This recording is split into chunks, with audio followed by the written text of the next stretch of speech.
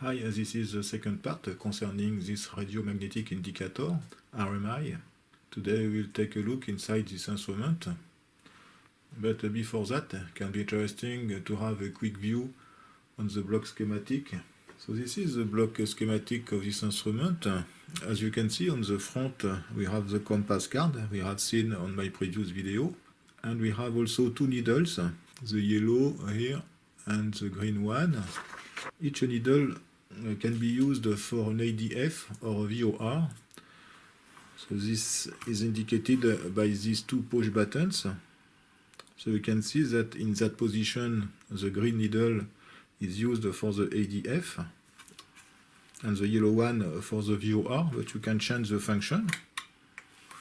Okay, so for example, both can be used for an ADF. On the rear of this instrument, we have two ADF inputs and two VOR inputs, so we can change the function of each needle. So this is indicated here. So we have these two synchros for the two needles, and each synchro can be connected either to the ADF, either to a VOR. The VOR inputs are here, VOR1 and VOR2. So the VOR is a two-phase system, that is to say a resolver system with sine cosine. So when I say sine cosine, it is not sine cosine versus time. Sine and cosine are in phase. Just the amplitude of the sine and cosine are proportional respectively to the sine and the cosine of the angle you want to set, but all signals are in phase. This is a differential resolver. So this permits the conversion between the resolver signals at the input to a synchro signal at the output. And we can see that this differential resolver, it is the same for the second channel, but this differential resolver is linked mechanically to the compass. So this permits to have the same indication when the compass card rotates. So as the voltage at the output of this differential resolver is small, there are actually two amplifiers in order to have enough voltage for the synchros. So this is why inside we should find several amplifiers. As you can see, we have two for this channel, two for this one, and we have also the amplifier for the compass card we have seen in my previous video. So we have 5 amplifiers. So let's open this thing to see what is inside.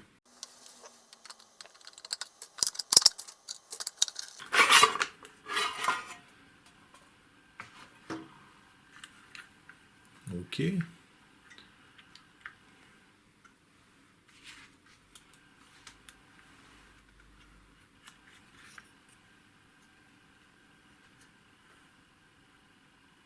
As we can see, the wiring is a point-to-point wiring using Teflon standoff. You can see, and we can see effectively we have several power transistors for the various amplifiers. Actually, there should be 2 transistors for each amplifier. So we have one here, another one, the one. So here we have 4 amplifiers. And we have another one here. And here we have 2 transistors also. So probably 2 of these transistors are used for the power supply. And we have effectively 5 amplifiers. We can see the mechanical link for the switch here. We have the same on the other side.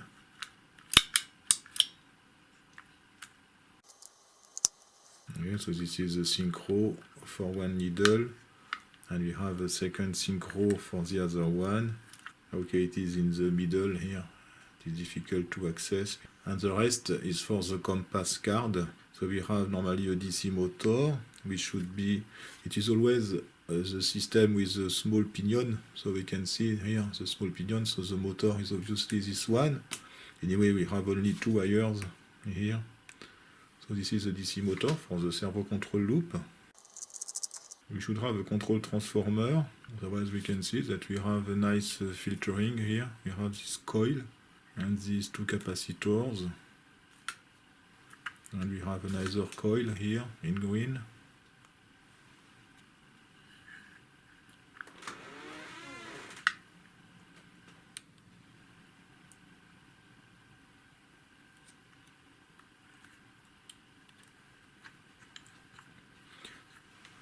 And there is also the solenoid which permits the activation of the flag.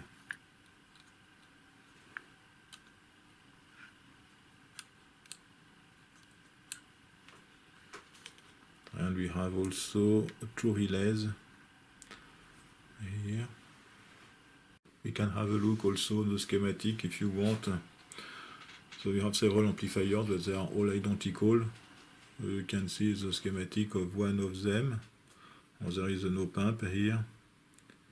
So the gain is defined by the ratio of these two resistors. So there is a gain of 3 approximately. So there is just a push-pull output with these two transistors in TO66. And the output of this amplifier goes to the synchro actually. So we have only two amplifiers. The third signal of the differential resolver here is connected to the virtual ground, 15 volts.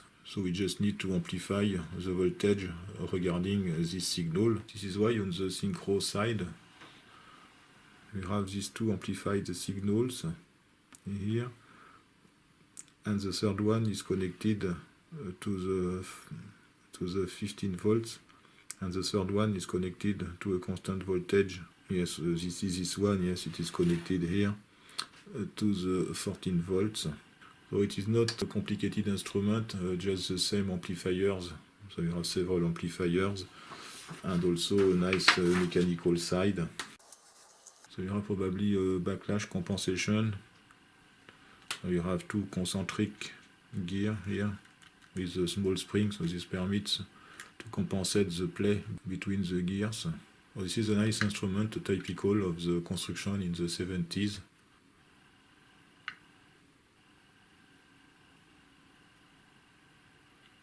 Thanks for watching and see you next time for another instrument. Bye bye.